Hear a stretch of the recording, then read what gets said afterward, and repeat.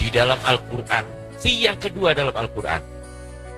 Fi qulubihim maradun. Itu fi yang kedua dalam Al-Quran. Di dalam hati mereka ada penyakit. Di dalam hati mereka ada penyakit. Penyakit yang termahal itu apa, Bu?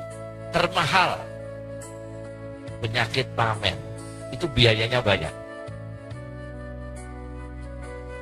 Penyakit yang tidak keluar biaya apa? Medit. Itu penyakit tidak keluar biaya. Orang medit dengan orang pamer biayanya mahal mana? Mahal pamer. Kalau medit tidak mikir pamer. Orang kalau medit nggak mikir pamer, nggak keluar biaya. Kalau pamer itu keluar biaya. Tapi ada lagi yang lebih bahaya, bukan keluar biaya, biayaan. Biayaan itu keluyuran. Jadi kalau pamer itu keluar biaya. Kalau medit tidak keluar biaya. Maka dalam Al-Quran, fi qulubihim maradun. Di dalam hati mereka itu sakit. Itu orang yang sudah bohong, sakit. Di dalam hati mereka sakit, pendengki. Pendengki itu yang didengki gemuk, yang dengki kurus. Kan di hati. Yang didengki itu sehat, yang dengki sakit. Berarti dengki itu jenis penyakit, senjata makan tuan. Itu dengki. Ada lagi penyakit hati yang termasuk berbahaya. Tidak berilmu, mengaku berilmu. Wah, ini bahaya lagi. Tidak berilmu, mengaku berilmu. Saya berikan contoh. Dulu itu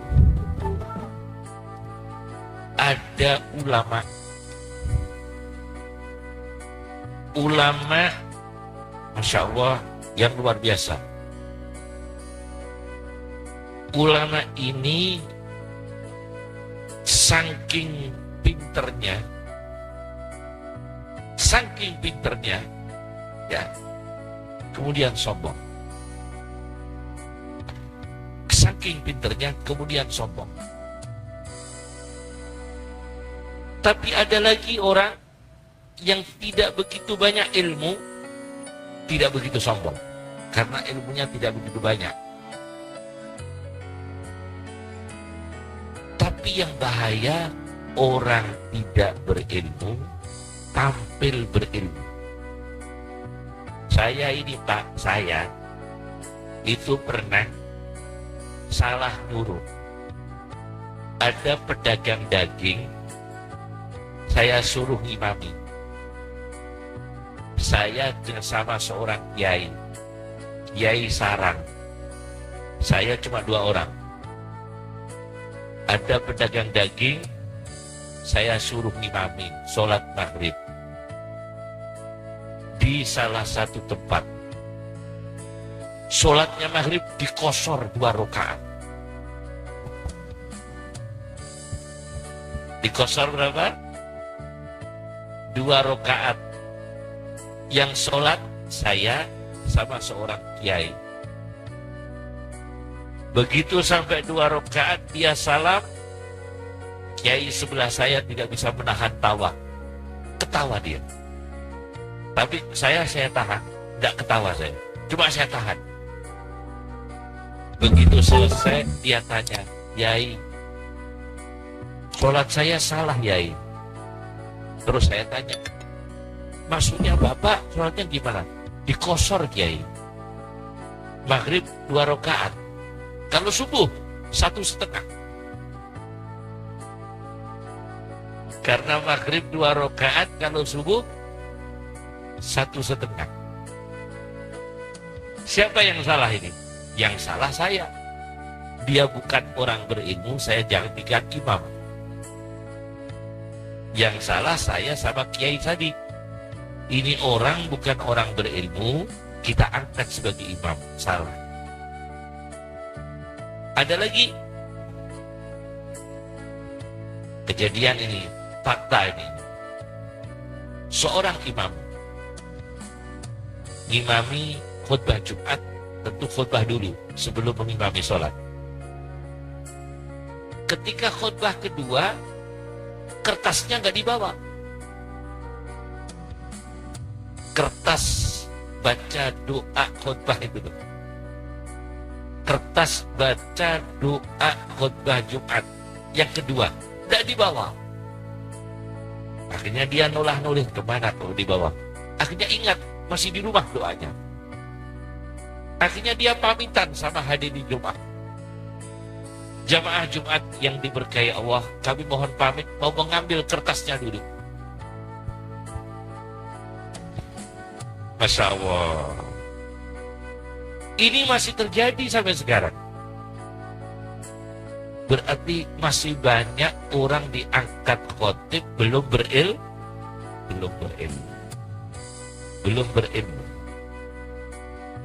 Masya Allah, belum berilmu. Itu namanya orang tidak berilmu dijadikan berilmu. Ulama Madinah cerita, sekarang masih hidup, namanya Habib Zain bin Smith Madinah. Kalau baca bukan Smith, Smith. Habib Zain bin Smith itu lahir di Jakarta. Lahir di Jakarta menjadi ulama di Madinah sampai sekarang. Muridnya kalau tidak salah ini Quraisy Baharun, itu muridnya. Quraisy Baharun itu muridnya, kalau tidak salah muridnya Habib Zain bin Smith. Beliau cerita ada salah satu desa diceritakan oleh beliau. Ada kematian di sana, tidak ada orang yang bisa memandikan mayit. Di tengah-tengah masyarakat bingung siapa yang memandikan mayit, datanglah seseorang. Ditanya oleh warga desa, Pak, di desa ini ada orang meninggal, tidak ada yang bisa memandikan mayit. Bapak bisa enggak? Bisa. Padahal enggak bisa. Bilang bisa. Mana mayitnya? Dalam rumah, Pak. Ya. Akhirnya masyarakat di luar rumah, dia sendiri yang masuk. Begitu masuk dia bingung. Gimana cara mandikan mayit? Dilihatnya di belakang rumah ada sungai yang deras. Wah, kebetulan ada sungai ini. Ini mudah sekali memandikan mayit. Akhirnya mayit ini dilep-lepkan dalam sungai. Dilep-lepkan dalam sungai, dibenam-benamkan dalam sungai, hanyut mayit. Ini yang cerita Habib Zain bin Smith Madinah. Mayitnya hanyut. Begitu hanyut, orang di luar kan nunggu lama. Selesai, Pak? Belum. Sudah hanyut itu. Kapan selesainya itu, Pak? Tunggu sebentar. Akhirnya dia keluar. Selesai, Pak Mering. Sudah selesai. Mana mayitnya? Dibawa malaikat. Dia langsung bilang gimana? Dibawa malaikat. Masya Allah. Ada ini orang tidak berilmu. Maka thariqah, jangan lupa menambah ilmu. Bukan hanya thariqah saja. Thariqah tetap tafakuh. Orang belajar thariqah tetap belajar fikihnya. Tetap belajar tauhidnya. Jangan menjadi anggota thariqah tapi tidak menambah ilmu. Karena apa? Thariqahnya dalam Al-Quran itu menambah ilmu. Wa qur rabbi zidni ilma. Wa qur rabbi zidni ilma. Dan berkatalah, berdoalah, wahai Tuhan kami, tambahkan kami ilmu. Nah, ini namanya tambah ilmu. Jadi kalau orang sakit hatinya itu karena kurang ilmu. Kurang ilmu fi qulubihim marad.